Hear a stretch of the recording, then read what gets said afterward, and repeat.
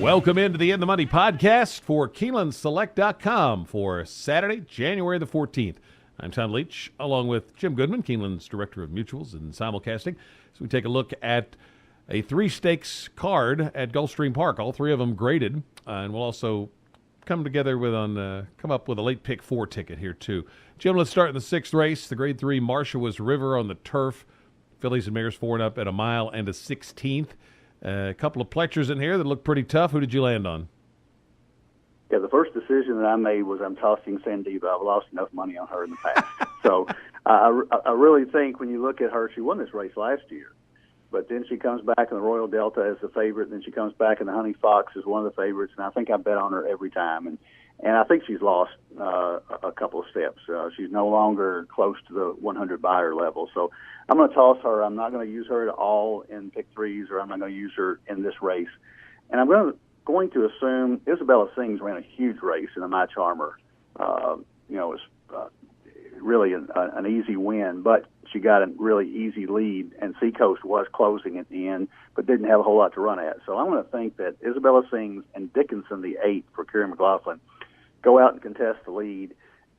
In that respect, then I'm going to take Seacoast to make up that length and 3/4 with a little more speed up front and be able to close, because she ran a big race in the My Charmer as well. So I'm going to take Seacoast on top here. Isabella Sings, if she gets an easy lead, she could walk because she's that good right now. But I think Dickinson's going to challenge her, and I think that's going to set up the race for the closer. I am going to take Seacoast the 5 over Isabella Sings the 7, Dickinson the 8, and Sandiva the 3 could get in the money, but I'm not going to think she's going to win. So that is my pick for the Marshall River. Well, I'm going to take Sandiva, mainly because she loves Gulfstream. So if you're jumping off the bandwagon, this is the perfect time to jump on. You're right. Absolutely. She's 2 necks away from being 5 for 6 at Gulfstream, and that's what I liked a lot. And I'm hoping maybe the second start off the layoff, maybe she'll get back to her previous level in the buyer department. If she does, then she's certainly a major player here. If she stays around that high 80s level, then you're right. She's indeed lost a step. So I'm going to take a shot, use her with Seacoast and Isabella Sings. I think probably one of those 3 is going to win this, is how I'm going to bet it, but I'm going to pick Sandiva for the win. The 9th race will start the pick 4. We'll come back to that in a moment. Let's go on to the 10th, which is another graded stake, the grade 2 Fort Lauderdale. And this is 4-year-olds and up, going a mile and a 16th on the turf. And I ended up taking Divisadero, even though he hadn't been out since last summer. I think this horse is really good when he's on his game. And Buff Bradley is good off the layoff. And this horse is working like he's ready. And I'm going to say that Buff will have him ready to beat Heart to Heart, who I think's the one to beat in here. A couple of Chad Brown trainees, Night Prowler and Almanar, that I will also use in the pick 4. But I am going to take a stand with Divisadero for the win pick here and key him in the exactas with those others and use all 4 in the pick 4. How about you? I really wanted to pick him, but I couldn't get away from that layoff, and I think he's going to run better second and third time off the layoff. He's certainly the class of the race, and I'm going to pull for him because Buff Bradley being a hometown Frankfurt guy, and I really like Divisadero and what he's done in the past. He's really overachieved. I think Heart to Heart has, again, this horse is really lucky. He gets the inside post a lot, and that's perfect for his running style. If Diamond Bachelor, the 3, does not go with him, I think Heart to Heart wins the race. Divisadero, I can see it. I can see Divisadero closing down the middle of the track and getting up for a good second, setting him up for the next race. But I think Heart to Heart, if Diamond Bachelor doesn't run with him, but I think Diamond Bachelor, I think Luzzig's going to think this is only his chance to win, so I think he's going to go out with Heart to Heart. And in that case, I think it sets it up for Divisadero and for a horse that you had mentioned called Jay Gatsby, the 10. He stumbled at the start in the R.D. Schiller last time at Aqueduct and never really got in the race, and just I watched it and I just threw it out. So prior to that, he had 4 straight 100-plus buyers. So I'm going to take Jay Gatsby just as a little bit of a flyer here. I think Divisadero is going to get a lot of support at the windows, as is Heart to Heart. So I think Jay Gatsby might get 4-1 or something on that. Macagon, the 11, won the R.D. Schiller at 34-1. Night Prowler, the 2, one of the Chad Brown horses. Almanar is the 8 horse. And Flatline, the 9. I can make a case for a lot of horses in here. I think if Visadero had a couple races under his belt, he'd be a lock in here. I don't think that's the case. I think it's a competitive race. So I'm going to go deep in the pick 4 in this race. But my shaky pick, I guess, is Jay Gatsby the 10. Let's go to the 11th race, the Grade 3 Howell's Hope, flat mile for 4-year-olds and up. And where did you land in this one? I was trying to take a stand here, and I really like Birdsong, the 3. Just ran super at Churchill last out with a wire-to-wire win, 99 buyer. And I think Ian Wilkes has this one really ready, and I think he's going to run a big race. But I came back to a horse that you had actually picked out last year at Keeneland in the Commonwealth, Amise Flatter. That horse won that day, and I think, if I remember correctly, you got a nice little exacta with Ready for Rye. Yep. And Amise Flatter has not been that impressive lately, but Josie Carroll has laid him off since October, and I think coming back to this race, his first race back after a 5-month layoff last year at Gulfstream was an allowance race where he got a 105 buyer and won by 4 lengths. So I'm going to take Amise Flatter here in this race. I think he might slip through the cracks a little bit. You're going to get horses. Birdsong is going to be bet. Realm is going to be bet off that 3rd in the Cigar Mile.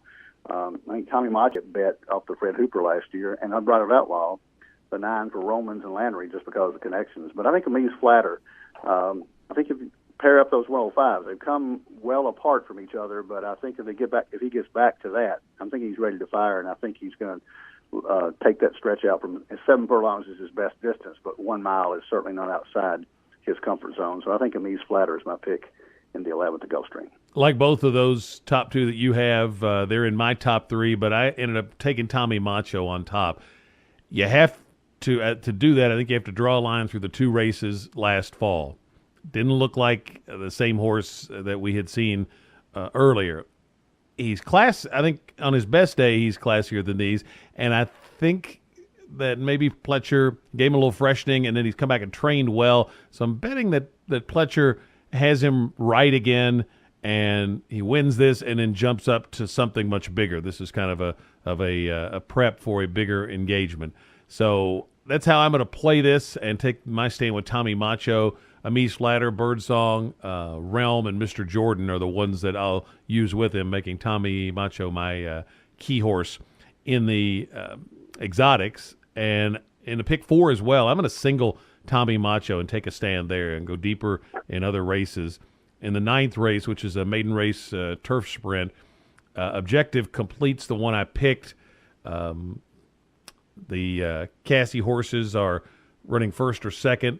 9 out of 38 starts at this meet, but first-time starter, so not 100% all in on this one. But I'm going to take that one. Also, the 4, Oh So Terrible for Wesley Ward. The 12, Sylphide, if that one draws in. The 7, Audric, and the 3, Raging Town. I'm going to use all 5 of those. Going to use the 4 I mentioned in the Fort Lauderdale, the Visadero, Heart to Heart, Night Prowler, and Almanar. Single Tommy Macho, and use a Mike Maker class dropper, Chasing the Dream, in the last leg, dropping from straight maiden to maiden claiming. I think that one's got a real good shot, but I'm going to also include the 3, Albert Charles, and the 8, I'm Majestic. So 5 by 4 by 1 by 3 is my ticket. How about you?